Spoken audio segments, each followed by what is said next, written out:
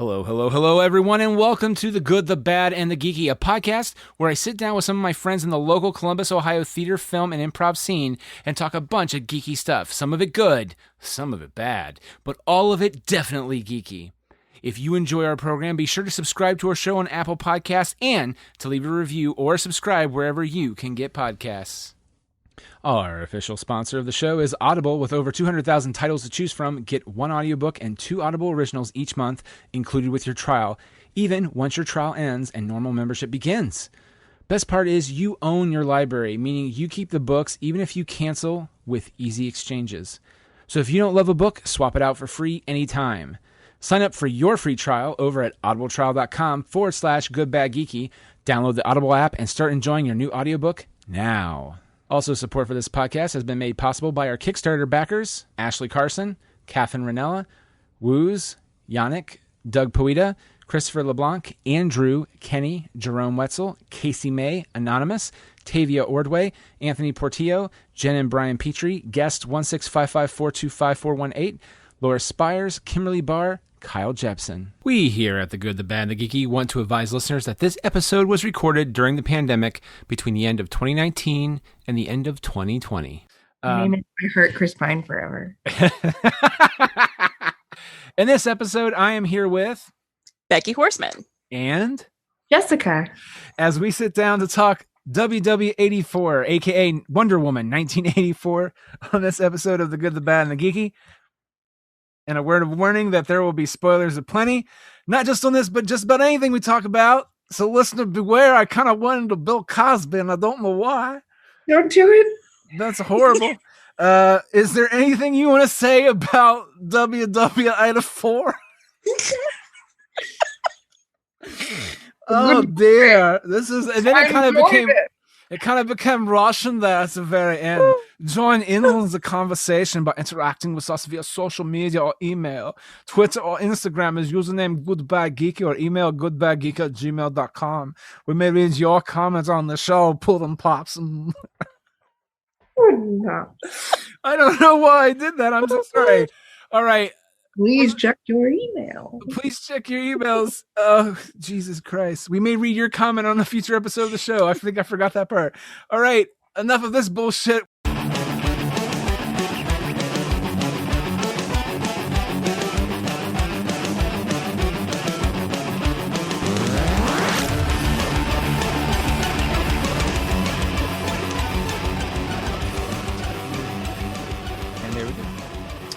All right, we are here, as you heard in the intro, to talk about the classic Warner Brothers film, WW84, aka Wonder Woman 1984. A lot of thoughts, but I'm gonna kick it off to Becky first, real quickly, if you can. What did you think of the movie? Overall, I enjoyed it. I prefer the first one, just because I'm a jerk like that. But I mean, I thought it was good. It had good moments. This might be an unpopular opinion, but I really liked Kristen Wiig as Barbara Minerva. I thought she was good. I enjoyed her performance, and I hope to see it again. But overall, I liked the movie. There were things that I felt kind of squicky about, but overall, I liked it. Awesome. All right, Jess, what did you think of the... I thought it was a good summer action flick. That's a very... You know what Yeah, okay, so I'll go a step further. Like, I love Godzilla, King of the Monsters, but, like, I understand the plot in that is kind of not great. In terms of the human stuff, it kind of feels like that, where, like, it's Wonder Woman, and I like Wonder Woman. And Wonder Woman was in it, and I like that. I like Kristen Wiig, and there were some other things I liked, but there was some other stuff that was just not, if you think about it too hard. But it's a fun movie. It's a fun movie. Yeah, it was a fun summer action flick. Yeah. Right. And yeah, like I would never tell, even though I love King of the Monsters, I would never sit there and say, oh shit, you need to watch King of the Monsters. It's so good. Instead, I'd be like, the monster fights are so good. I'm sorry about the human stuff if you watch it. Like, it's a fun summer movie. And it's the same kind of thing. I do regret that because of COVID. I don't think any of us here watched it in theaters, right? And I wish I had. No. Like, it would have been a better experience to watch it in a theater. I do agree, and ultimately, like, we took the whole road of watching it on HBO Max, which was nice. But we did too. Yeah. So I actually wrote notes. When I watched it the second time, I wrote notes down. Okay, well, let's ask this because Becky kind of mentioned this. I'll lead off with this. Well, I guess really, Jessica, what did you like Kristen Wiig in the role of Barbara? Yeah, I thought she did good. Okay, I did too, guys. Becky, I know you're like unpopular opinion. At least with us, that's a popular opinion, I think. Good, because I saw a lot of stuff online. It was like, hey, Kristen Wiig sucked. Man, I don't like Kristen Wiig. Yeah, and I'm like, where the fuck is that coming from? Sorry, I can curse, right? Yeah, fucking cuss okay, all good. You want, I don't care. Okay, good. Good. So I forget. I don't have a filter anymore because I don't go anywhere. Nobody fucking does. You're good. I just yell at my computer all the time or talk to the cat. No, like I've seen so much stuff online. It's like, oh, like Kristen Wiig. Like, what? I thought she was great. I hope to see more of her. And in fact, I think there's an opening to see more of her. Yes, which I do like that. I love Kristen Wiig. I thought she did a really good job. I think that out of all in terms of the two villains, she was the more well-developed villain. Unfortunately, because she really doesn't drive the story necessarily as Max does. Yeah. And the weak parts of the story were mostly revolving him in terms of how it was. Matter of fact, I wrote down in my notes here the point. So I guess I should say this. The first time Sarah and I watched it, it was Christmas Day. We were really excited. We were watching it. And my wife, the downside of seeing movies at home is that it's a lot more easier for my wife to sit there and say, can you pause it? I want to go to the bathroom. Because she takes a sip of water. She has to go to the bathroom. And again, nothing wrong with that. But like, I don't like pausing movies a lot. It's just a weird thing because it interrupts the flow of the narrative for a second or whatever. And I will admit too, I do that. Like my groove. Yeah, you threw off my groove. And here's the thing. Sometimes I'll do that when I watch, like, I think the Bill and Ted Face the Music, I think I had to go bathroom or something. I am not clear of my own criticism here. I'm not completely a hypocrite. But I remember she did that. And it was probably about like 20 minutes into the movie. And I was like, you know what? I'm really enjoying this movie. Like, I like this a lot. And then by the end of the movie, we're like, what the it just happened? Like, I don't love that as much as the first movie. I feel kind of bad saying that because I love Kristen Wiig. I love what's his name as Max Lord. I love all these other characters. I don't know what happened. And the second time I watched it, I wrote down the moment I just felt everything went to shit, which was 38 minutes and 50 seconds is when he goes into his business corporation. And you get all the shit going wrong with the little kid, with the investor. Was it Stag? Like, literally, this is what I wrote. Story turns sour 38 minutes and 50 seconds in with Maxwell arriving at Black Gold. Motivation being unclear or concise. Oh God, the kid, the backer, all of it's bad. When you realize he's running an MLM. Yeah. Well...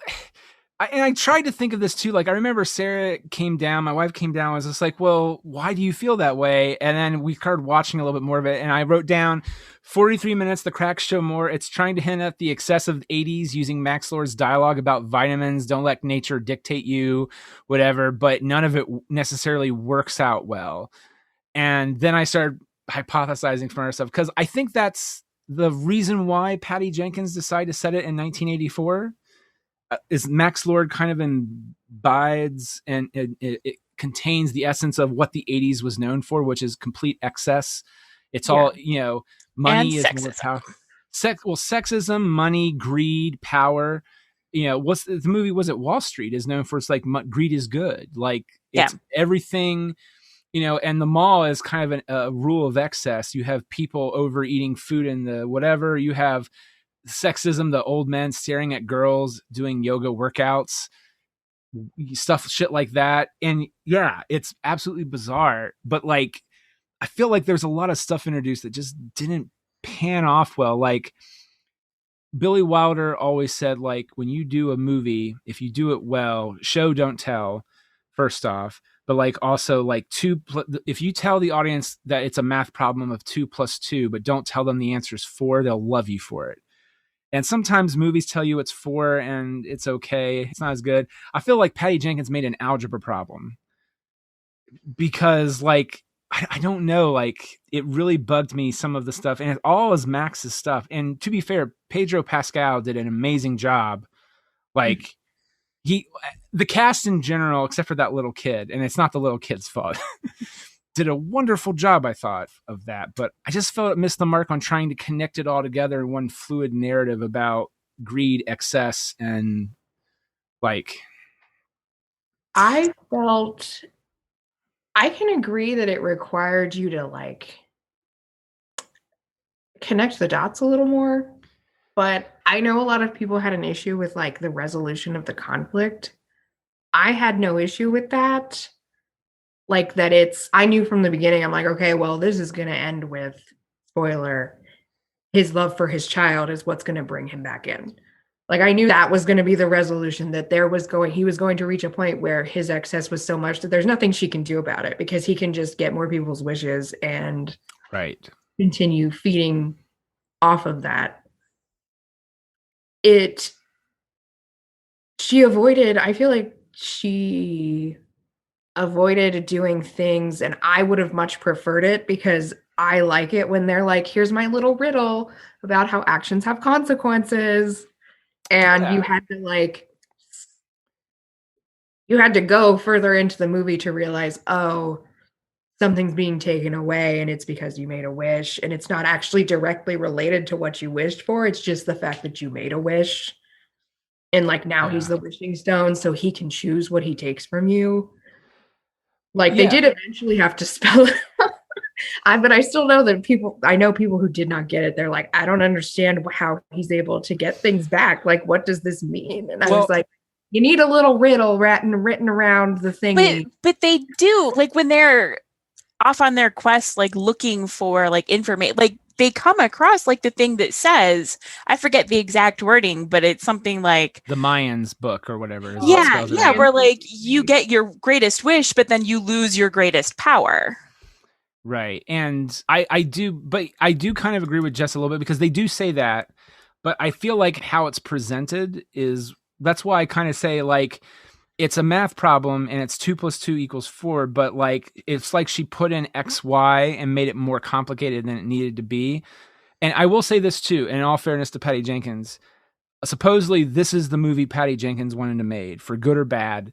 Like she didn't have a lot of studio interference, because apparently in the last movie so the ending of this movie was, and I will say this too, I just didn't like the lead up into the resolution of the conflict. Like I don't mind how it was resolved. I actually love the fact that truth is what saves the day, and it's the truth of what is truth. There's good and bad in truth, but love can also be found in truth. That whole thing, I love that stuff. I love that she didn't fight him to take him down. She used emotional words to get to him, which was nice. But apparently that's how she wanted to end the first movie. And with Ares, the god of war, and WB was like, you can't do that. You got to have a fucking big fight. And I'm just like, I guess I kind of wish so but that movie did really well. So then she's like, I can do whatever. And so which again, I was fine with, but I just feel like she got muddled a little bit with some of that other stuff to get to that, because I love that ending. I feel like there were things that were skipped that should not have been skipped to get to the ending. It's like, oh, we skipped steps 2 and 3, and now we're at this and trying to make up for it, type of a thing. I think that happened. A common complaint I saw on Twitter was, why was this movie set in the 80s? Like this could have been set in any other time. And the thing is that, again, I can feel like I know why Patty set it in the 80s, but it's not as clear why, because, also there's no 80s music. There's one 80s song in the movie, and was it Welcome to Pleasure Dome by Frankie Goes Hollywood or whatever? It's when they go to the gala. What's up with that? Then synth, just random synth sounds. Right. And don't get me wrong, Hans Zimmer, good guy. Also, can it also be said too, it's a bummer that the Wonder Woman theme is only played once in the movie. It's when she's in Egypt running after the Lord and the army guys or whatever. Mm-hmm. She does that awesome flip and you're like, that's so cool. Yeah. There's a lot of that. I just really, that movie. I assumed, it's all about the 80s and excess and me, and more. And I'm pretty sure a villain who was based on Trump, who is now. Yeah. Who was Trump in the 80s is, it's obviously the same guy, But Yeah, he and, was a little bit more coherent in the 80s than he is now. That's true too. And I'm gonna sell you your dream, but the dream's not real, and it's really front. And that's been like every business he's ever had, right? Like, pretty much. Lord, because I know Max Lord has existed in the comics since, or like as a Wonder Woman villain since the 80s. Like, yeah, I don't remember. So this is admittedly the other thing too. I, full disclosure, so I'm being fair to anyone listening, I am more of a Marvel than DC guy, so my knowledge is more in that area too. I do know, Max Lord does exist, and he's kind of like a Lex Luthor version of Wonder Woman than Superman, but he's a little bit more. He's not as con manish. No, he has mind control powers. Is that what it is? Yeah. Okay. Yeah. There's a whole. Wasn't he rich and successful too, like Luthor was? Yeah. But he had the mind control powers. Yeah, but he had the mind control powers. There's a really good. I think it was one of the lead up stories to not an Infinite Crisis, maybe called Superman Sacrifice, where like he takes control of Superman's mind. And there's this epic battle between Wonder Woman and Superman, and Wonder Woman's just beating the shit out of her. Yeah. And if she wasn't a demigod, she would have been dead. No, and like I thought you said Wonder Woman's beating the shit out of Superman. And I was no, Superman's beating the shit out of Wonder Woman. And then I was like, wait, no, I think she said the other thing around. That is not good. I mean, and she's holding her own, but like, and basically, in order to stop it, because Superman was being mind controlled. I mean, he couldn't do anything. She had to. This has been out for a long time, so if it's spoilers, I'm sorry. Basically, she breaks Maxwell Lord's neck and she kills him. Damn. Yeah, it is. I mean, it's a great story. And then because Maxwell Lord is super fucking smart, he records it, and like the whole world watches her kill Maxwell Lord. And so it totally fucks her reputation. And there's like a whole thing where she like the Justice League is pissed at her, and Superman's like, oh. But I mean, she had to, because A, Superman would have killed her, and B, then Superman would have killed everybody else. I mean, he wasn't in control. It was a really good story. But yeah, like in the books, Maxwell Lord, he's super, super bad. That's okay. So see, I didn't know that. Yeah, I highly recommend it. I'll have to check that out. Like, admittedly, I am trying to read more DC books that are not either Batman or Watchmen. You know what I mean? Yeah, yeah. The aftermath of the Infinite Crisis stuff led to 52, which was where there were a bunch of DC writers, and they wrote, I think it was a new story every week for 52 weeks. And it's minus the Trinity. So Wonder Woman, Superman, and Batman aren't in it at all. And it just kind of flits among like a bunch of different groups. I highly recommend it. It is phenomenal. I'll have to check it out. And it's lots of different storylines. Super, super, super good. I think you can find it bundled in like 4 trades that contain the whole storyline. It is phenomenal. It's so good. Yeah, I super highly recommend it. I do remember there was a bit of like a weird back and forth with Batman, though, because they said the new continuity of the New 52 never really officially hit Batman. Well, this wasn't the New 52. This was just called 52. Oh. Because it was a different story every week for a year. Or like a new story every week for a year. I mean, it was like an experimental thing. Here, I will find a link and send it to you. Yeah, please do, because I'm very fascinated by that. Like, so that also just means that they're also doing a nice callback to when they did the New 52, they're doing a callback to 52.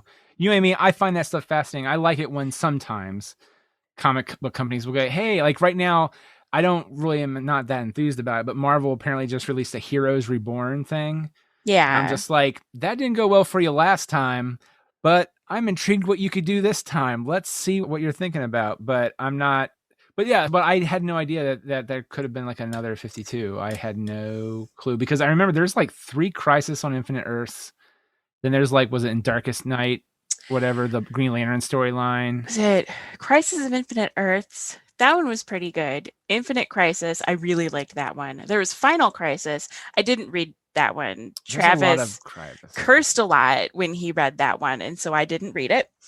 Was it Flash died in the second one? Because Supergirl died in the first one, right? And then the second one was where Flash died, or did Flash die too at the end of the first one? I don't remember, because I read them a while ago. I just know Flash died in one of the crises, and a lot of people were pissed because yeah, that might have been the first one. Yeah, Wally. So I found a quote. Oh yeah, Patty Jenkins. Holy Picked shit. the 80s as the film's setting because she saw it as the height of Western civilization and society, and so it offers the opportunity to explore how Wonder Woman would deal with the types of villains that come from that era. Yeah, I think it is all about excess and wanting things and greed. I just wish she would have found a way to make it a little bit more obvious. Like I have a note here too. It was like, in retrospect, at the beginning of the movie, like, so the movie, when they do the thing at Memasea or whatever, where she's from, I can't say it right. The mascara? Yes, that thing there. I'm just gonna, matter of fact, Becky, if I just say where's she from, yeah, I'm just gonna say that because it's just ways I'm gonna fuck it up so bad. It'll be really embarrassing. But when they have that whole opening there, like, and then they cut to the 80s and it shows the woman jogging, and the background you can hear Max Lord talking, and there's a part of me wonders is like, what would have happened if you had half of that same speech written by other TV personalities in the 80s, like other show people. So like it's talking, and also includes stuff about vitamins, about how, you can control your body and being fit. And then you get that stance, oh, that woman, she's trying to like, be better than what she is and get like, whatever. And then it's also about excess as money. And then you end that little narration with Maxwell Lord. That way it clearly sets up like, oh, this is part of the thing about and also play some fucking 80s music. I would have liked 80s music, but I also feel like the only reason this is a big question, honestly, this is going to sound really like probably dumb, but I feel like the only issue it's a question why the 80s is because it's a girl superhero and we have to nitpick at something, to be quite honest. I don't know, man. Because if there was an Iron Man movie set in the 80s, no one would question it. Yeah. Why was the first one in World War I? We don't know. It doesn't fucking matter. I don't know. Sorry, go ahead, Becky. Well, also too, I mean, like if it's in the now times, 2021, like then you have to explain, like, if Maxwell Lord's like taking over the world, why isn't the Justice League getting involved? Where's Superman? Where's Batman? They exist in the same universe. Right. Well, technically, no, yeah, you're right, because at the end of Justice League, Superman's still alive. Or he was alive. They exist at the same time. So if it was now, like, where's everybody else? Because Maxwell Lord was a whole global thing. Like, surely Batman would be involved. Batman knows him. Yeah.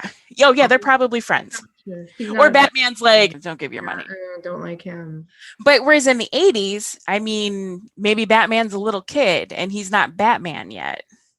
Superman is probably still a kid and he's not Superman yet. It's enough before the now times that they don't have to explain why none of the other members of the Justice League are why they're not, like, what the hell? Yeah, I will say, though, about I mean, I would like to think that if this movie literally you just swapped out Iron Man with Wonder Woman, I would still feel the same way I feel like it. It honestly, it feels like Batman versus Superman. And what I mean by that is that there are just little things that if you would have just found little workarounds for, movie would have been very good. And instead, it's just, for me, like, I don't really ever care to rewatch that movie again. Not really. Like, I love Gal Gadot as Wonder Woman. I love the cast. I just didn't love it enough to watch it again, I guess, is my thing. And that's how I feel about the Man of Steel and B versus Superman. Like, the best part of Batman versus Superman was Wonder Woman showing up. Yeah. Anytime she's on the screen, the movie's good. And it has nothing to do with what's his name as Superman or what's his name as Batman. Like, they're wonderfully cast. It's just, well, Zack Snyder also doesn't understand heroes. Patty Jenkins, I know, does. There were little things, and it's mostly first act stuff. I kind of feel like how it was presented, it could have fixed it. Like, for example, like, I also kind of feel like Steve shouldn't have left as soon as he did. Also, why did he have to take over somebody's body? Okay. Like, it's a fucking powerful guy. They fucking built a wall out of nowhere to, like, the thing, like, in the Middle East. Like, really? A fucking giant wall out of nowhere. Surely you can make a man out of nowhere. Well, and here's the thing too. I have nothing. I'm actually, and I think she did say, like, Jess, I think you sent me a link to her saying this, like, when it first came out, we were kind of talking on like DM or something, but I thought you even pointed out to me where it's this like, oh, she's pointing out the hypocrisy of that if guys can do it, girls can do it too. Why can't Diana do this? Like, and it's the 80s, so what does it matter? And I'm just like, well, I mean, I guess, but like, it just feels emotionally weird, like, because we're all now woke enough to be like, that's bad. It still feels weird watching it, no matter if it was Tony Stark or Diana. You know, it's a weird thing. I don't know. Doing something to somebody's body that they don't give you permission to do. Mm-hmm. If it's wrong for a guy to do it, and it is, it's also wrong for a woman to do it.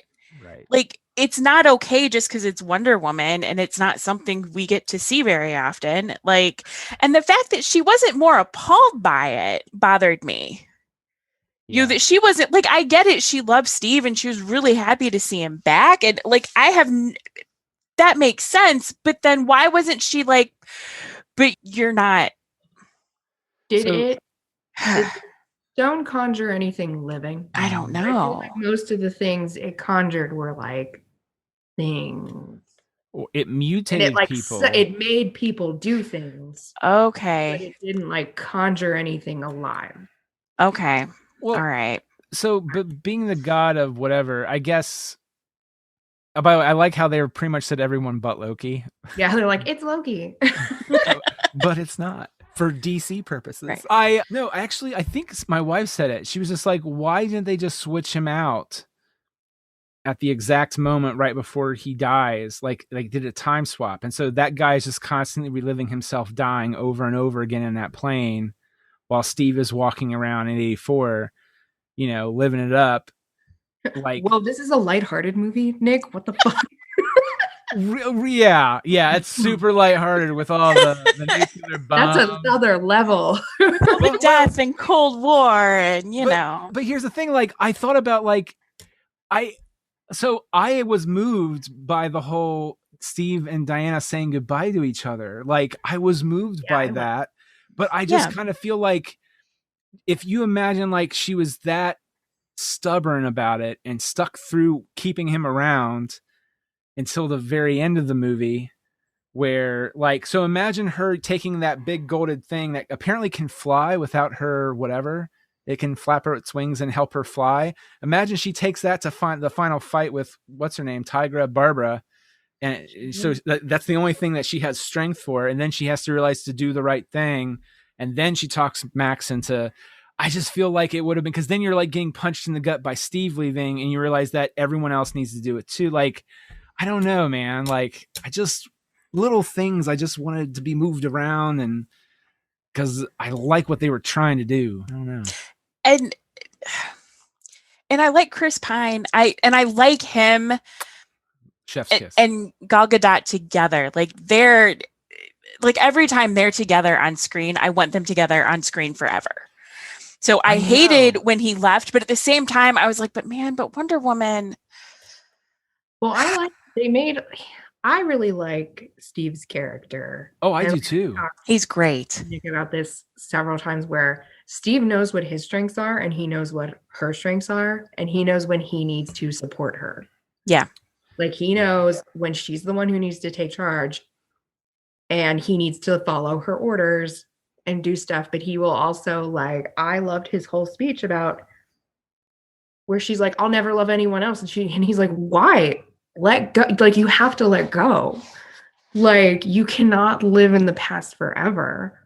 Yeah. I loved his whole things where he's like, there are things that are right and there are things that are wrong. And she's having very human emotions where she's like, why can I not have the one thing I've always wanted and regretted losing? Like, it's the biggest thing I've wanted more than anything else. And I was like, this is a very good emotional journey for her and for him, because she just detaches herself from humanity. And this is the one person that she's kind of pinned all of her emotions onto. And he's like, you can't do that. Just pick somebody else. What about this guy? He looks good. Like, That cracked me up. Like, this guy looks cool. Well, His like ridiculous obsession with fanny packs was also a bonus. But I think that was what I think that's part of the thing is that I like, for example, maybe at the opening of the movie, she has a little, like, we show her becoming a little bit more, we show her being, I took the scene as her dining alone as being okay with dining alone. I didn't take it that way. She was detached from humanity. well, and maybe it's also, we have seen her in other movies and she is detached from humanity. Like, she doesn't interact with people really. Well, She doesn't. I thought it was more that she just didn't want people to know who she was, as how I read that, I guess. See, I thought it was like she had like that close-knit group in Wonder Woman, like the World War I group, but then she's a demigod, so she doesn't age, or she doesn't age at the same rate humans do. So like, by the time it's 1984, all her people are dead.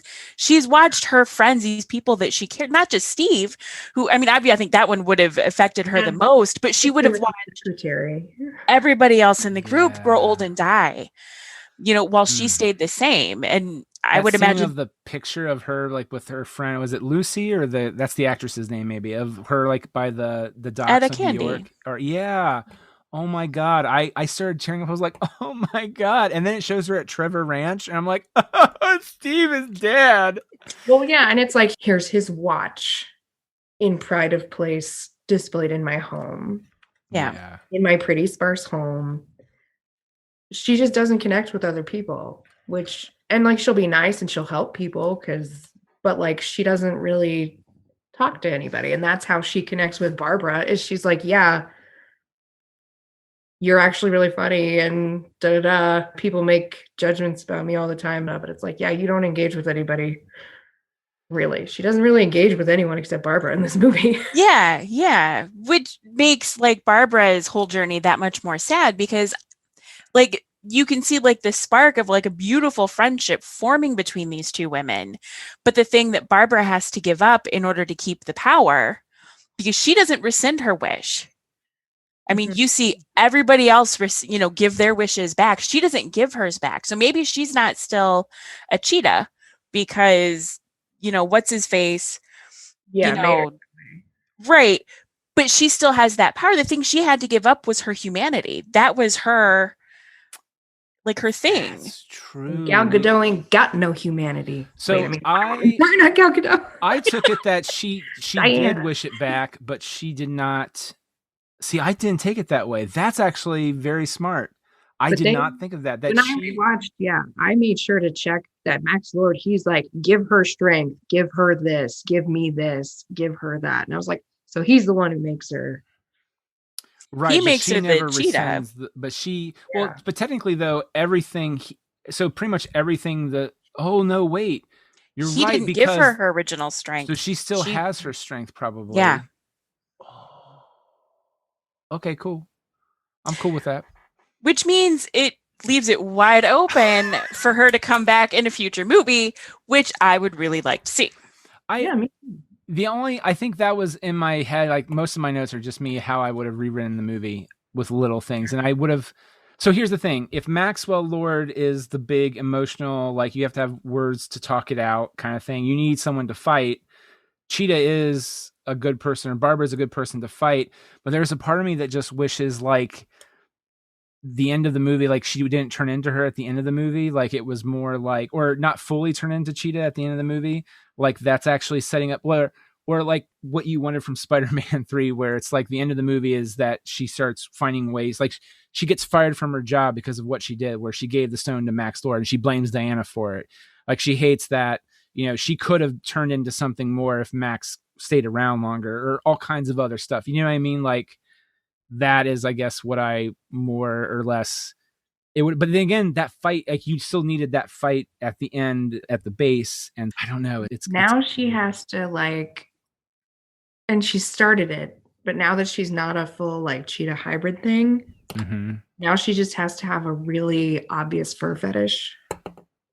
Well, her costuming going forward. So also she's a scientist. I mean, well, right. So that's the thing too. So did he Does that, so did Max make her into that, or it's like He when makes he gave her her that, an did she apex like go, predator.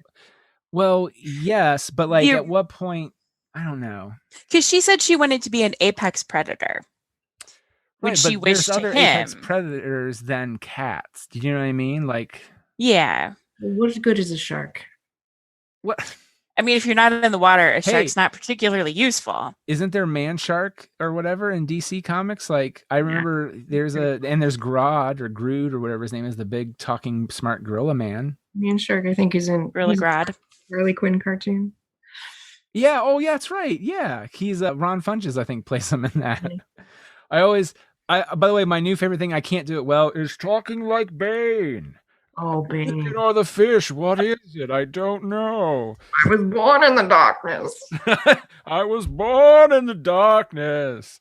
I don't know why I love. Where's his little folding chair? What's the one where he's like, I like it when the credit card goes clickety clack or whatever, because he goes up to Penguin's nephew and is just like, you can't have all these charges. You have to have receipts. I don't know. The poster only has your face on it. Who said it was a partnership? What was the guy at the Starbucks keeps calling him, and it pisses him off? It's like, it's not Bane, it's like Bun or something, or Bunny, or like, my name is not whatever, it's Bane. Then you find out that Joker is the one that's paying the guy off to like to write it wrong every time just to fuck with him, and I'm like, damn, that's horrible. Anyway, Highly recommend. yeah, I do. Oh, a random other note here that actually is not like a how I would do whatever. It didn't bother me the first time I watched it. Second time, I had to write it down, and because I was invested in the movie. The second time, that was a little bit more. Where is she keeping her costume stuff? Well, some of her clothes, because some of them, like, you can understand like the bra thing or the bra brassiere thing and the underwear, but like the rope and the whatever. And Grant, I don't really care. It's Wonder Woman. It's a comic book. Do I ask where Superman keeps his leotard? Honestly, you should, because it's a problem sometimes. Maybe she's got like a ring like the Flash has, and it's super small and it lives in the ring. And it blows up, and like that whole costume is in that little tiny ring. Yeah. It's for leisure suits, okay? The pockets are deep enough. Oh man. I love her leisure suits. They crack me up. Good stuff. I greatly appreciated, this was a gender reversal that I loved in this movie, was Steve was the one who had to do the fashion show. Yeah. Got his outfits. That was so funny. And he's like, look at all these patterns. She's like, no, I'm just gonna dress you exactly like me. And then he gets a jogging suit. Well, can I mean, that actually, that whole scene was fantastic, but can I also say it was, and it cracked me up this time too, is when he wakes up, or she wakes up in the morning and he's in bed, because they had the coitus the night before, whatever. But when she wakes up and looks at him, he's like half like a Pop-Tart in his fucking mouth, and it's just like, bleh, like all over him. He's like, I've had 3 of these by now. And you're like, oh God, like, I privately away from other people eat 3 Pop-Tarts. I don't do it in front of my wife or dear God. I would watch, and it is like a role reversal, because like in the first one, he introduces Diana to the modern world. Yes. Now she introduces him. Yes, I I love that. Steve Trevor react to things. Yep. As a whole movie. Uh-huh. Like, he is so funny. TV series. Give me a TV series. I tried Give to it a new decade.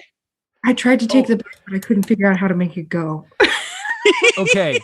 Also, I think I texted Jessica this for sure, but my favorite, I laughed so goddamn hard. And I laughed just as hard the other day when I watched it the second time, was they get in the airplane and he goes, oh, this is great. I'm figuring out how this works, whatever. And all of a sudden he just goes, oh, well, it's dark. They won't see me. Oh shit, Steve, I forgot to tell you, radar, they can see you anywhere. And he's like, really? Well, shit, Diana. Like, it's a legitimate, like, and I don't know if that was the line, it kind of feels like it's an improv, and if not, that's how good Chris Pine is of an actor, because it was so funny. Like it's so I feel like he is an underrated Chris, because everybody loves all the Marvel Chris's. I'm like, no, come on. Chris Pine cultivates that, though. Like, I feel like Chris Pine very carefully chooses what he wants to be a part of. Yeah. And is like super chill. And I have a friend who's obsessed with Chris Pine, and she put me down like the Chris Pine whirlpool once. How did that go for you? Like there was a part where she would send me all these posts about him. He's a fucking bum when he is not working on something. When left to dress himself, he is as bad as Steve Trevor. Ooh. Like, that makes me love him more. I'm like, what is this outfit? Who let him in the costume closet? Like he's wearing. So I was thinking about this the other day too. I didn't put it in my notes because I feel like I feel this way all the time. But like, I feel like Chris Pine is a really good actor. He has great comedy chops, and I agree with that. Like he's Captain Kirk in Star Trek. He's Steve in this. I think he wasn't he in The Perfect Storm? Wasn't he? I think he in that, or he was in one of those. Storm. He's in The Finest Hours. Finest Hours. That's what he's in that, and that's really good. He's in one other rom-coms. He's in This Is War with Tom Hardy. Yeah, that's what I was thinking of. This Is War. And then he was actually, I thought he was the only good part at the end of the day. It's the only part that I enjoyed was what's that, A Wrinkle in Time movie? That's the only part he was the dad. Then he does great in Into the Woods as the prince. Yeah, he was. I forgot about that. Just watch his scene where he sings Agony. I'll find it for you. So good. Oh, so yeah. good. Okay. But I thought it was an underrated movie, the Kenneth Branagh directed Jack Ryan movie. Oh yeah, I've seen that one. Yeah, like if you get a chance, here's a sad thing. I do feel that I do feel like characters like Jack Ryan and Spider-Man do work better in like TV, like hour-long shows kind of thing. And the John Krasinski hour-long with him is really good. And I think it's more fitting to Tom Clancy's novels and all that. Like, you're not trying to cram like The Hunt for Red October. Granted, that's a fantastic movie. Patriot Games is really good. Like, the Jack Ryan movies are really good. Even the ones that are the most unliked ones, like Sum of All Fears with Ben Affleck, like that one's really good too. But he's really good in his Jack Ryan movie too. Like, it's a fucking crime they didn't keep it going, to be honest with you. He's very talented. He is. And he is a prime example. We talk about it every time of, to be believable, you have to commit with 100% sincerity. And that's what makes it funny. Yeah. And that, like, you can't overplay, like, oh my God, this is a garbage can. Like, and he's just like nonchalant walking up. Art is not what you think it is. It's very. Well, no, Steve, that's a garbage can. Oh, yeah, of course. I completely. Like, dead, serious sincerity. He's so good. Like, I am sad that for future Wonder Woman movies, there would be no more Steve Trevor. He can be in flashbacks. He could be in flashbacks, and I would love that. But even then, he would only be in like the teeniest, tiniest little bit of the movie. And I fucking love watching him. And I like watching them together. Like, they play off of each other so well. And I remember when that happened at the first movie when they killed him off. And I was very surprised at that. And granted, I knew that if they did a sequel, because again, I thought he would have survived by the end of it, and like he would maybe show up in a sequel, but it would be like Wonder Woman 1962 or something like that, or whatever. He doesn't have his memory. He was or it doesn't have his memory, or it's just like they somehow get wrapped up in the Kennedy thing, or maybe they break up and then like, you know, he comes back to her because he needs help with something, or I don't know what the fuck I was thinking was going to happen, but like it wasn't what happened at the end of Wonder Woman. And I remember thinking back then too, like his chemistry with her was really good. Yeah. It's going to be hard. Like, they can't bring him back in the sequel now. Like, and if they do, how are they going to do it? It's going to be weird. And I don't necessarily love exactly how they brought him back, but again, it's just gold. Every scene he's in. Yeah. I forget who it was. There was someone on Twitter that was bitching about he was the one saving Diana like during the fight with Barbara in the White House. And I was like, so what? She's badass. Like she's made a choice. It's her choice to make. She made it, and she doesn't care that she made it. And she's not worried that like you're fucking taking bullets for me or blocking bullets or whatever. Like they're a good team. Like that's what makes them a good couple. Their chemistry is good. Like they work well together. Who the fuck cares? It's one of my pet peeves when it comes to female leads that people have, and this is why Buffy is always held up, I feel. It annoys the piss out of me when they are like, oh, strong female lead means she has no romantic attachment. She has no motherly instinct. She has no blah, blah, blah, whatever the fuck dumb feminine trait you think makes her less of a strong female lead. No, if it's a strong female lead, then she is able to have a full range of emotions. And those emotions include love and wanting things and wanting to be happy. You can be a badass and still be in love with someone. So like, be a badass and still need a cleansing cry once in a while. So I mean, I agree with that 100%. Now, do you think that cancel culture is, so here's the thing, like they could have, excuse me. Oh, Jesus, cut that out. Sorry. 3, 2. No, I'm laughing. All right. I'm sorry. It just felt like that one was particularly worse than other ones I've done like casually good. I'm just making sure, Will, please cut that out. All right. No, but I kind of feel like, unfortunately, like say they would have made a point to clearly say that in the movie and like that they come right out and say that, like she says is like, or maybe he's concerned about it and she's like, I don't give a fuck about that. Like, I love you. I choose to be with you, whatever. But, and then they go, well, yeah, but it's not right that you're with me because I'm hurting you, blah, blah, blah, blah, whatever. But I feel like if they would have done that, they would have criticized the movie. If they didn't do it, they would have criticized the movie. I feel like it's one of these weird things where it's like politics. It's like, you're damned if you do. Like people are criticizing the Last Jedi thing still. And if they would have, say if everyone loved it, there would have been people that would have hated it too. I don't understand. Well, I don't really think it's a cancel culture issue. I think it's an audience issue. Well, but don't you think cancel culture is part of the audience issue? Like, but I feel like it's been around before. Like it's been around so long. Female like stuff it's not like I feel like it's always kind of been, oh, well, you can be one or the other. Yeah, female stuff is held to a different standard than men's stuff. It'll be like to the point where people who make, like I read a quote from James Cameron a couple years ago where he was talking about like, oh, the reason Sarah Connor is like such, I have to remember how he phrased it, but he's talking about Sarah Connor held up, she's held up as like a very strong female character, but he was comparing her to modern like female leads, basically saying they could never be as badass as her or whatever. And I was like, Sarah Connor is a strong female character because she does everything for her child. Like she gives up everything for her child. Yeah, true. She is a badass because she has to take care of that child and make sure he lives. And she loves him. And she's really bad at showing it, which is fine. Because like she doesn't have time to worry about love. You can be badass and be flawed.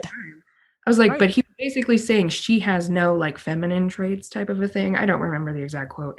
But I was like, how can you, I don't want to say like misunderstand your own character or like what you put on the screen, but like everything she does is for her son. Yeah. It's for this child that she loves. Now, if you want to get psychologically into it, like, yes, in terms of what a child, you would expect a child to get from a mother or father, both. It does. Yeah. Psychologically, all she cares about is keeping her kid alive because she loves him.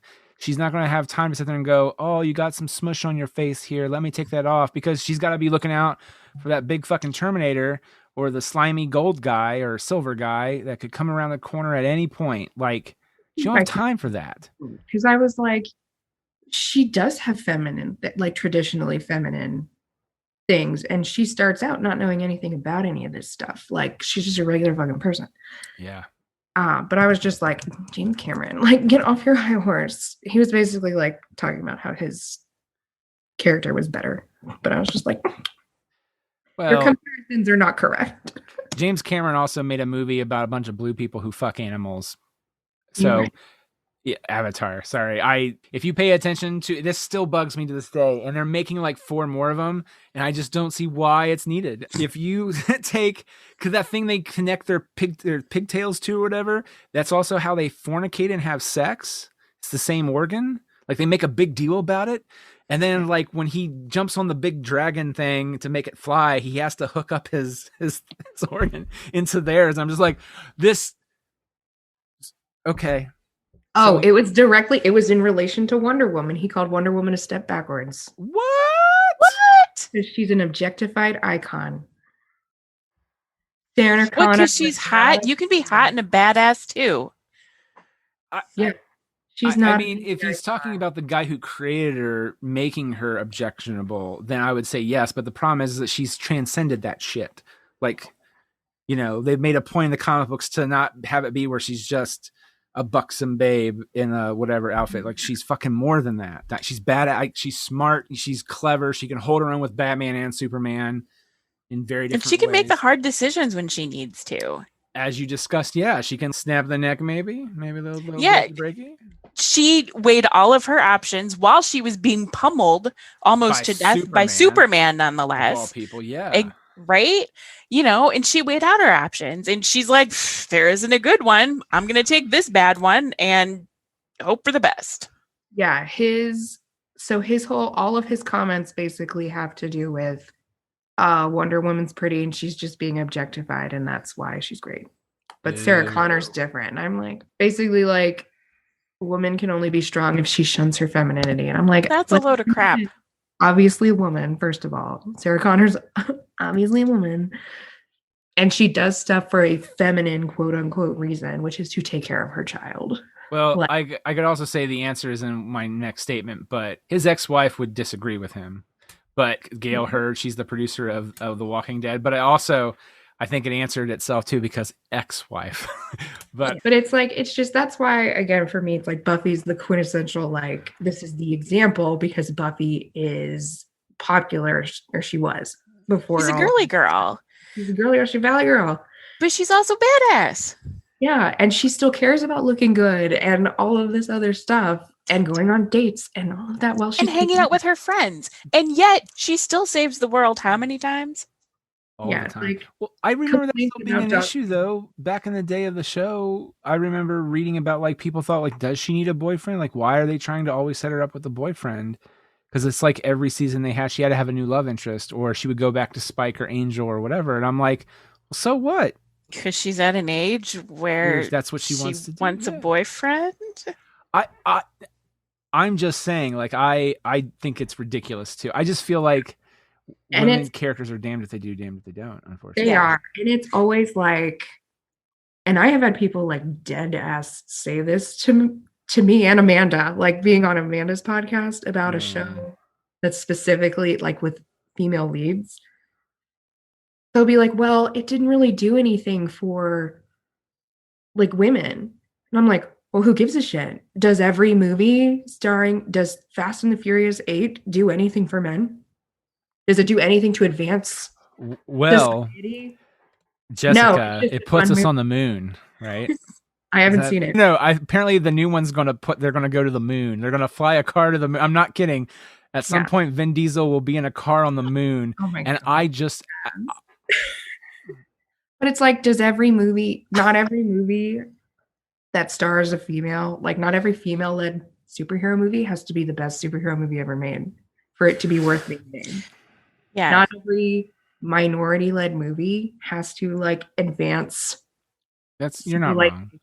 Like it can just be a movie that you enjoy because how many movies are about dudes that are mediocre or less?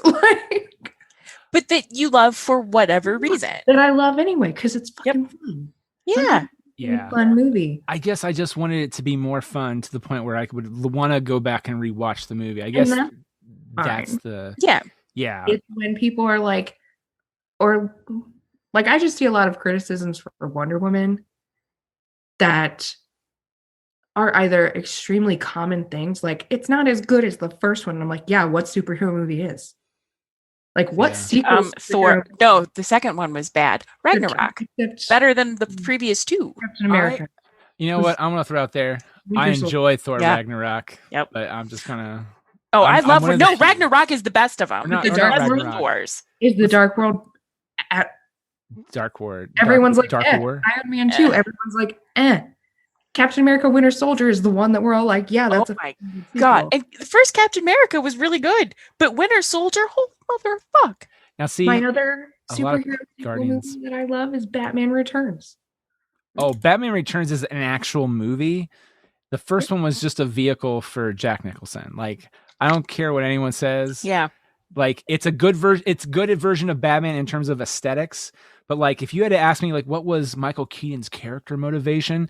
Like, honestly, he doesn't really have one. Like, he wants to stop the Joker. Well, okay, yeah, but why? Like, they shoehorn in this thing at the end where he's just like, you ever dance with the devil in the pale moonlight? Did you kill my parents? Like, it's like a last minute, you want nuts? I'll give you nuts. Like, that's his big acting scene in the whole goddamn movie. Is him like, you want to see me act nuts? I'll act nuts. And he smashes something on the, like Batman Returns. He has like a lot of dramatic scenes. Like, he's thinking about things different. Like, it's a whole thing. It's an actual character piece. The first one is just Jack Nicholson doing Jack Nicholson in makeup. Let me shake your hand. Yeah, it's a weird. To be fair, I enjoy Batman, the first movie. But in comparison, Batman Returns is the shit. I'm in full agreement of that. Sorry. Like, there are criticisms, and that's what gets me, is when it's a criticism for something. Like, because, and like we're in any other movie, it would be a non-issue. Or like, we wouldn't care as much. Yeah, the sequel is not as good. Okay. Yeah. Shook. I'm shook. You know, that happens. Well, and the other thing too, I think I need to really fully embrace here is on some of my critiques is that it's a DC movie and they're not as good as Marvel movies. And to be fair, the first Wonder Woman movie was. And I think that's why going to this one, I'm a little bit more disappointed. That's why I am more disappointed that it didn't. Like, I don't even think it was like even like a little bit like lower level Marvel movie good. I just like, I don't know. Like, I will now. No, Aquaman. I still enjoyed Aquaman a little. I enjoyed more. Aquaman a little bit more than this one. That's what I'm saying. Like, and I feel weird saying that because I had a lot of problems with Aquaman too. But like, that was a big, dumb, fun movie, and this one felt like it was trying to like teach us stuff too, and then also be a big, fun movie. And like, I don't know, man. It makes me sad. I think you can do both. Yeah. There are parts of this movie I would like to watch again, like anything with Chris Pine. Actually, yeah. If you would cut out everything around like Max Lord, which is sad because there are some interesting moments that Pascal does when he's like acting and it's really good, but it's just like snip, snip, whew, give me all the Barbara, Chris Pine, Diana stuff. And well, and I think there are other things they could have included. Like, my biggest criticisms is like, so you're just going to tell me she could make a teapot disappear or whatever, a cup. And now she's like, yeah, I'm going to make this thing disappear. I'm like, you could have shown me at the beginning when we were panning through her empty house. Yes. That's just a shrine to Steve that she's like making a cup disappear. Well, I think that's the thing that there are little things in the movie that like, if you would have just taken, the movie's already long anyway, but if you would have taken a few extra seconds, maybe not seconds, like maybe an extra minute or two to just show like making the cup disappear or maybe like show her trying to make other stuff disappear, then maybe like later on, like, so the second time you see her, she makes the cup disappear and then she can't find it. Like little stuff like that. That's why I was just like, you could have introductions at the beginning of like different people talking about vitamins and how, what the 80s are, greed, excess, all this other stuff. That way, by the time Max gets into his thing, it's like, everybody wants something. It's like, well, yeah, it's the 80s and everybody is being taught to feel that way. And they do feel that way. This makes complete sense. Instead, it just feels like you're cramming exposition down it. Well, height of boomer adulthood right there. Yeah. Well, I guess it's like if you watch Steven Spielberg movies in the 80s, and I think it's a good dichotomy of looking at how movies should be progressive. Like they set things up, like they introduce little things that go off. It's Chekhov's guns that go off in the third act. And usually they do stuff like that where they show her working on the cup. And so then when she does the jet, not only is it a nod to, oh my God, doesn't Wonder Woman have an invisible jet in the comics or the TV show? It's like, so it's an extra meta thing, but then, it's also a thing, like it works in context of the story. You know, I don't know. There were some people that were pissed off about them flying through fireworks or whatever. And I'm like, I mean, you're not wrong, but who the fuck cares? Like, that's the least of my concerns. Like, it was funny because I didn't even really care that Steve could figure out how to fly this plane. Because how many movies have we watched, Star Wars, where the male lead just knows how to fly a plane that he's never flown before? I was more concerned. Land speeders and Millennium Falcons and Star Destroyers, it's all the same. It's the Force, Becky. It's the Force. Okay, the Force. Every ship has the same kind of controls. She's like, I'm going to use my badge to go into the airfield. I'm a fucking geologist or antiquities archaeologist over here, but I have a badge to get into the air and space. Like, so that's like, I'm pretty sure you don't fucking work in all of the Smithsonian. I was more bothered by that. And I was like, and she's using her actual badge to get in there. They're going to know who took the fucking plane. So that's the other thing why too, I felt like wouldn't it have been more interesting at the end, because like, again, the first time I'm watching that, it doesn't bother me at all. Second time I'm like, yeah, he really shouldn't be able to fly that plane that fast, like unless she helped him. And also like, wouldn't her clearance get revoked? Also, how the fuck did she get clearance? Also, wouldn't she get fired for doing this? Like, what, blah, blah, blah, blah. Like, all these little things are I was way more bothered by her using her own badge to get in there than I was. Maybe that's why she's working in Paris later on. Yeah. It's like the French are the only people that seem to be okay. Well, they do have excellent healthcare, Becky. I randomly looked it up the other day. I think they're like number 2 or 3 on healthcare. They have good pastries. Good. Well, Diana appreciates good desserts. That's completely what it is. It's not about how well they treat their people there as a government. Fuck that. They have good pastries and wine. Well, okay, yes, and they real do. champagne from the Champagne area, from the Champagne region of France. Champagne. Yeah, all I needed was one comment from like Hippolyta in the beginning when she's given her whole speech about truth and justice. Where it's like blah blah blah, and when you're true to yourself, you can fly. And I'm like, or okay, that, or also like being true to your. There was something else with that whole scene where it's like you could have cut that because like, so that's the other thing too. The whole narrative of truth, like it's at the beginning and at the end, and it doesn't really come up much in the middle, or it's not clearly explained how truth ties into the middle. Not really. Like, I guess you could say Diana's lying to herself about Steve being there, I guess, but it's like. Someone please just fucking just that's a time where it's okay for someone to clearly say like, hey, exposition dump, you need to be true to yourself here, and true to whatever else, because what the truth is not always good for you. Like the truth is that you're whatever this other guy's body, and Steve is taken out of wherever he was before. He needs to go back. Like and also we need you. The truth is we need Wonder Woman. Like something, and they didn't clearly say that. Like Steve kind of dances around it, but I don't know. Just it's just so close to being like I want to watch this all the time movie, and that's how almost all the DC movies are. They're like really close to being like, because like look. Thor: Dark World, if you don't love it, Becky, I'm sure like you wouldn't hate to watch it again, would you? Like if you had to watch it? No, I mean if I was flipping around and it was on, I probably wouldn't watch the whole thing, but I'd watch a little bit of it.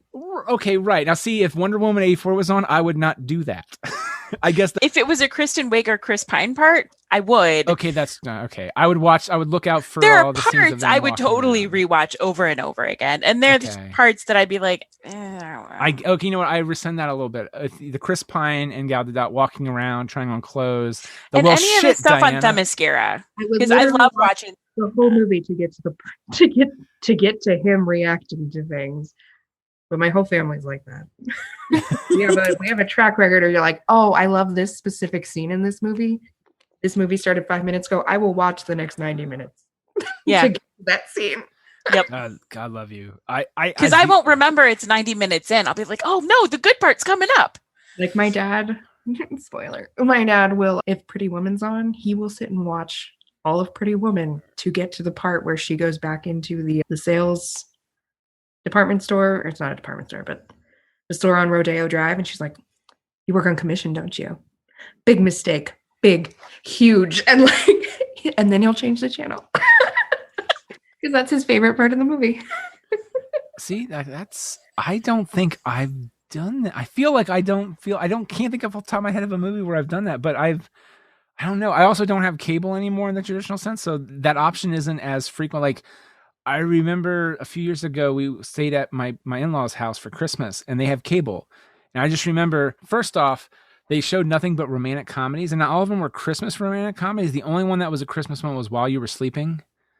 You have the Hallmark Channel? Is that what I'm hearing? No, it was HBO. No, because they wouldn't show While You Were Sleeping. It was HBO. It wasn't like the Hallmark movies. It was like HBO. I'm sorry, that's not true. They also showed Love Actually. It was Love Actually, While You Were Sleeping, How to Lose a Guy in 10 Days. What's the other Matthew McConaughey one? Failure to Launch? No, it's the one about Girlfriend's Past. Yes. They were showing all those, and I just started flipping them back and forth. And I was like, I'm glad I'm not single. I feel like if I would be watching this, first off, if I was single, I'd probably still have cable. B, I'd be fucking depressed because I'd be watching HBO because I would be up. Oh my God, why are they showing this? Like, I know two of them are Christmas movies, so to speak, but like, the fuck is their problem? Like, I don't know. But that was the last time I've literally flipped through channels to watch something. But again, it was almost like, oh, I love this part. I don't want to miss this other part, but I had to make a decision. It was like, the trolley problem in terms of movies I enjoyed. It was weird, but I haven't had that in a long time. That's true. Unless I'm watching Hulu Live, I don't really, because we don't have cable anymore either. Mm-hmm. So, although we keep looking for movies to watch and we keep passing over Major League, and Travis is like, I've never seen that. I'm like, I'll watch it with you. It's one of my favorite movies. It's like, we'll watch it someday. Oh my God. But not today. So that's the thing. I haven't seen that movie in a long time. I feel like I've seen the third one, and that's not a great movie, but it's still funny. But like, it's not as good as 1 and 2.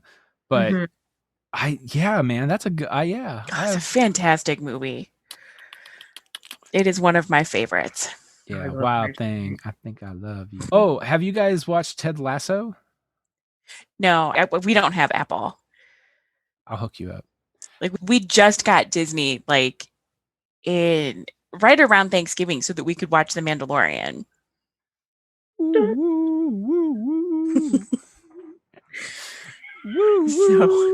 And then we've watched so much more. Oh yeah, The Mandalorian. Good. Have you guys watched WandaVision yet? Oh, fuck yeah. I've watched the first 2. I haven't, because I worked all weekend, so I haven't watched the 3rd episode yet. Honestly, you need to just hold your horses, because I enjoy WandaVision, but even I'm just like this. Like, I don't know. The Mandalorian felt like, even when it was like 30 minutes long, it felt like it was long enough to like, I could water cooler talk people online or to, around here or at work. And WandaVision just feels like a sitcom. Like, it feels very short and concise and just more like, Jesus Christ. The hints as to what's really going on are small. Like, I wish they would have just either would do 2 episodes at a time. That would be acceptable, yeah. Or just give us the whole damn thing. We watched the first 2, I think Thursday. And I watched it with my parents, who lived through watching all of these sitcoms that they're referencing on TV. And they're like, okay, well, this name is from this TV show. Like, this neighbor's name is from this TV show. This neighbor's name is from this TV show. That's the set, or looks very close to the set from this TV show. We watched the first episode, and my mom will get very particular. She has seen all the Marvel stuff, but she's like, yeah, I don't like this, and I hate that 50s shit. And like, we're like, Mom, we got to keep watching. My dad's like, you got to give it a chance. So we watched the 60s episode, which is like Bewitched. Yeah. And my mom likes Bewitched. And like, since they gave bigger hints in that one, she's like, okay, I'm more interested because more like we're getting a bigger hint. But it was so funny. She's like, I hate that 50s shit. So did she not like the Dick Van Dyke Show? I don't know how she feels about the Dick Van Dyke show in particular, but they were like, but she's like, curious. Is this the set from the Dick Van Dyke show? Well, it's totally what they were trying to go for. It's just like what they were going for. And not to be a spoiler, I don't think it's a spoiler, because at each season or each episode, it's a different genre and in the sitcom. So like That's the Brady Bunch, isn't it? Yeah, the 3rd episode is the Brady Bunch. Was it? Because I kind of got like maybe a little bit I Dream of Jeannie. It's kind of I Dream of Jeannie, but like the house, the way the house is laid up, like the stairs, it's the Brady Bunch house at least. But yeah, I will say though, and not to, I don't think this is a spoiler, but the needle drop at the end of episode 3 is fucking boss. And my mom didn't really it was really funny though, because I found it funny. Mom's like, but in the first episode, she's like, but her hair looks really nice like this. It really suits her face. Oh my gosh. She looks really good with this hairstyle. I was just like, I'll throw out there. I think that she has pulled off so far every hairstyle I have seen her in. Like no matter if it's like, what's that one Aaron Johnson? Oh, Godzilla. But there was another one. Oh, what was it? Oh, Godzilla. Yeah, sorry, everybody. I just had to throw Godzilla out there again, No, that one. And then, because then after that, then she made Age of Ultron. Because wasn't her hair a little shorter in Age of Ultron? No. Wasn't Infinity War? Remember. I know it was way longer in the first one of the movie. Never mind. I'm wrong is what I'm trying to say, everybody. Well, anyway, Wonder Woman 1984. So overall, it's a mildly enjoyable film, but I think you two would probably watch it again more quickly than I would. Yeah, like you said. I really feel like the best way to describe it was summer action film. It's a fun popcorn flick. Like, I'll agree with that. Yeah. If you just don't think about anything too hard would be my thing, and you'll really enjoy it. Yeah. Yeah. Or, just cut out the kid and it'll be a way better movie. Or from like one point of the movie. Just cut him out like at 1 or 2 times or something. I don't know. Anyway. All right. Well, everybody, thanks for listening to the show. You can check out madlab.net and Amanda Agogo. Becky, have you done Amanda's podcast as well? Or no? I have not. Oh, well, Amanda needs to get on that. Come on, Amanda. You need to get on that with Becky. I don't watch a lot of movies. I watch a fuck ton of TV, but I don't necessarily watch a lot of movies. I don't know why. Oh, you know what I need to watch? Freaking Stand. I don't have CBS All Access, but they're making The Stand like a mini. Oh, I heard Ezra Miller made a choice in that, and it's like Jesus kind of garbage. After the second season of Picard comes out, we're probably going to do like a month of CBS All Access so we can binge the second season of Picard, and then we'll probably binge The Stand, and I'll have nightmares for the first couple of episodes, and then I'll be fine. That was my favorite book as a teenager. I fucking loved that book. I hate germ stuff. I don't watch zombie movies because it all starts from a fucking virus. I hate that. Gives me that, and like serial killers. That shit gives me nightmares. But I read The Stand, and I saw the miniseries from the 90s. Oh, I love that dumb thing too. I do too. Like the first part of it, the super flu part, scared the shit out of me, gave me nightmares. The part with Randall Flagg and like battle versus good versus evil, whatever, that's fine. Randall Flagg, not scary. Super flu, fucking terrifying. Has sharp, pointy teeth. The super flu or Randall Flagg? Oh, the flu. It's funnier if it's the flu. It's not that funny if it's Randall Flagg. You know what I mean? Because everybody expects the Spanish Inquisition from Randall Flagg. They're not expecting it from the flu. True. The flu and its sharp, pointy teeth give me nightmares. All right. Well, guys, thank you so much for being on the show. And everybody at home, thanks for listening.